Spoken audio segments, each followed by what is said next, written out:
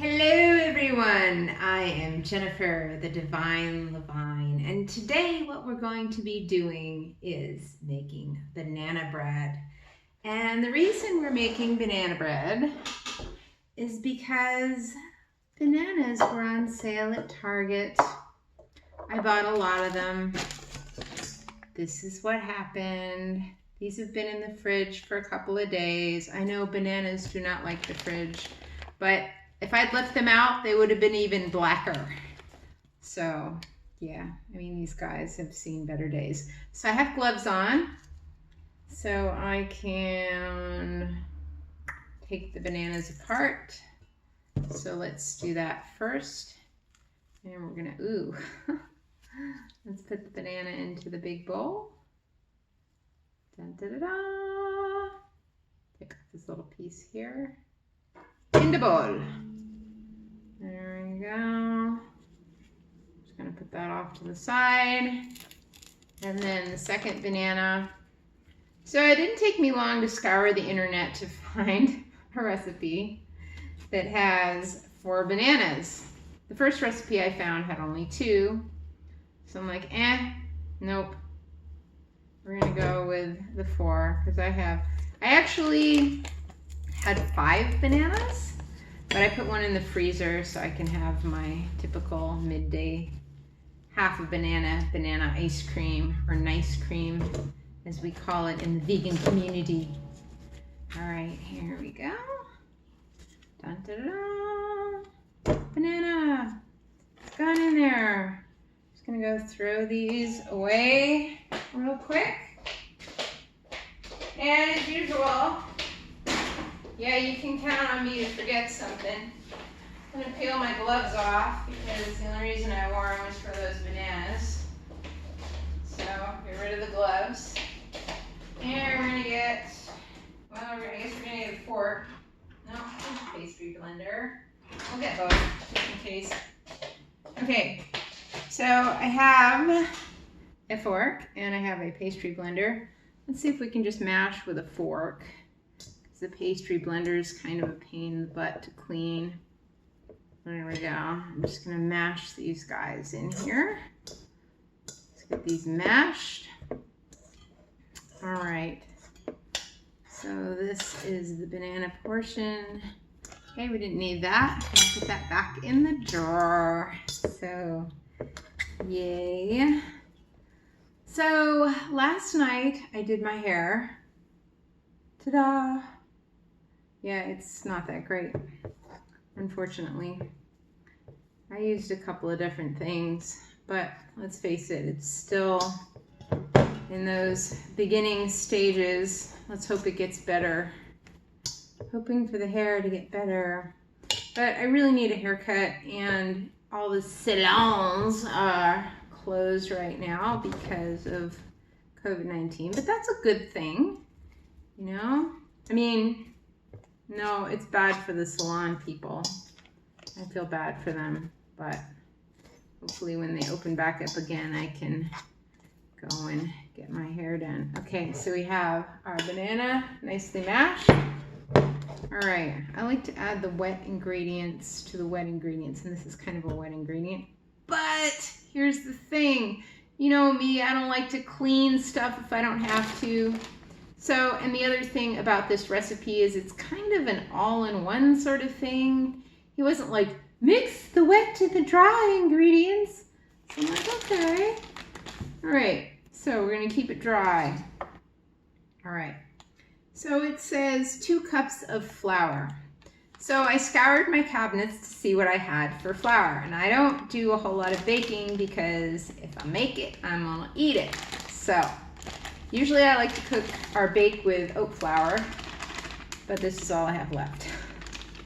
So I'm just gonna pour this into my measuring cup. And get this poured in here. Yes, I know it's great the way you can't see. I need a camera person. All right, so this is about 1/4 of a cup.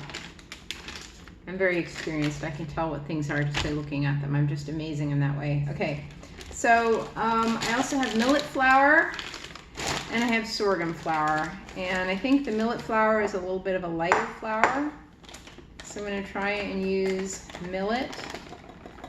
Okay, so let's get about a cup of millet. Well, it's about 3/4 of a cup of millet. The line is right inside. 3/4 of a cup of millet and 1/4 cup of the oat flour. Let's put that in there. And then our next step, tap that down a little bit. You know what? I'm going to make this mostly millet flour. I'm going to put about 3/4 of the way up with the millet flour. And then the rest of the way is going to be the sorghum flour, because sorghum flour kind of has a particular flavor to it. And it's kind of like, I don't know if we want too much sorghum flour in there. So we'll just get a little bit of sorghum. Okay. The sorghum just kind of gives it a little bit of a, how can I put this? It gives it a little bit of density and a little bit of that special homemade taste that you can't quite put your finger on. We'll put these flours back in the big plastic baggie. And then we will snap this shut. Put that away later. Bang, off to the side. Okay, last cup of flour. So now we have 2 cups of flour in here. And then it says 3/4 of a teaspoon of baking soda. Yeah, like I'm gonna get all those tiny measuring things. No. Here's my baking soda. You just shake it up a little bit, get the lumps out. My mother buys baking soda in the giant bag. So the last time I was over there, she's like, yes, help yourself. Go ahead and fill up a glass jar. So I did. All right, so I have a teaspoon here. I'm just gonna do this about 3/4 of the way. Bang. Put that in there. And then it says 1/4 of a teaspoon of salt. Alrighty. And then this one I can just measure in my hand. We got about, that's about 1/4. Nah, it's a little more than 1/4 of a teaspoon, but I don't care. I love me some salt. So there it is. Salt's going in. Pink salt. And okay, now we're moving on to the wet ingredients. So I'm just gonna put in, it says, where is the, wait a minute. Is it here? Oh my goodness, it's not here. Sorry about that. Well, okay, here we go. We got us some apple cider vinegar. This is going to be combining with the baking soda to be a rising ingredient for those of you who are interested in the chemistry of cooking and all that. So we have, let's see, what does it say? It says 1 teaspoon of apple cider vinegar. Okay. And then it also calls for 1/4 cup of non-dairy. Actually, before I pour this in, I'm going to make my 1/4 cup of non-dairy milk, but I'm not going to use milk. See, non-dairy milk, it's 1/4 cup. I figure if I put in a tablespoon of flaxseed, and then I just kind of make a flax egg out of it, that's going to be fine. Okay, and then if we need more water, we need more water. Okay, so 1 tablespoon of flax, and then we need about 3 tablespoons of water. 1, 2, 3. And I mean, people do make flax milk. It only calls for 1/4 cup of milk. That's weird. There's a lot of liquid in this recipe. So anyway, let's see. Is there anything else I need to measure with this, or can I use it to stir with? Nope, I can use this to stir with. Good. Okay. So I got my flax right here. And this here is about 1/4 cup of liquid, and that's fine. All right. Where was it? Oh, yes. The apple cider vinegar. Let's do the vanilla first, though. We have a teaspoon of vanilla. Okay, a teaspoon of vanilla. There we go. Ooh, it's soaking into the flour beautifully. Teaspoon apple cider vinegar. I'm gonna splash that around. Ooh, it's foaming, it's foaming. And then our flax egg, just put that in there. There we go. And did we get everybody? No, we forgot the coconut oil. So we need about half a cup of coconut oil. Well, I'm gonna use this. And it's a dry measure, but there you go. Half a cup. Good. And I know, I just estimate and guesstimate. Let's mix everything together.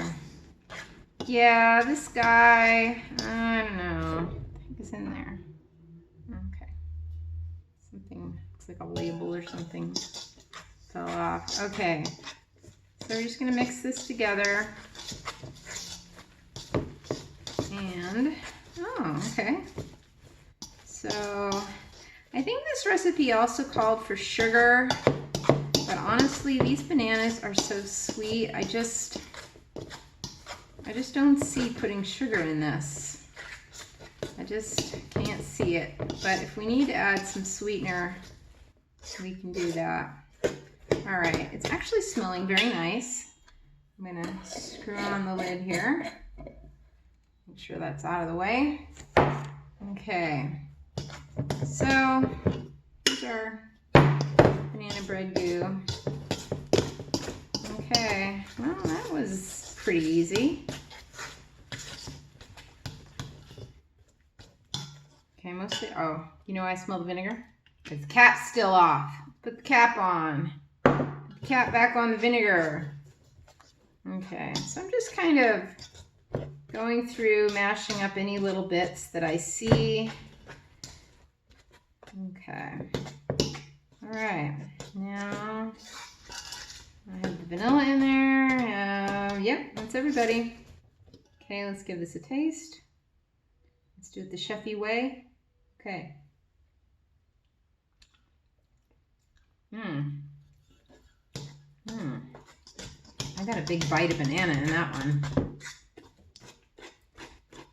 I think if I took a mixer, no, if I took a mixer, we'd be able to blend it, I think. So we don't want to do that. But you know what? It tastes sweet enough, so I'm fine with that. All right. Now, this is the container to my bread maker. And so we're just gonna put the batter in the bread maker thing.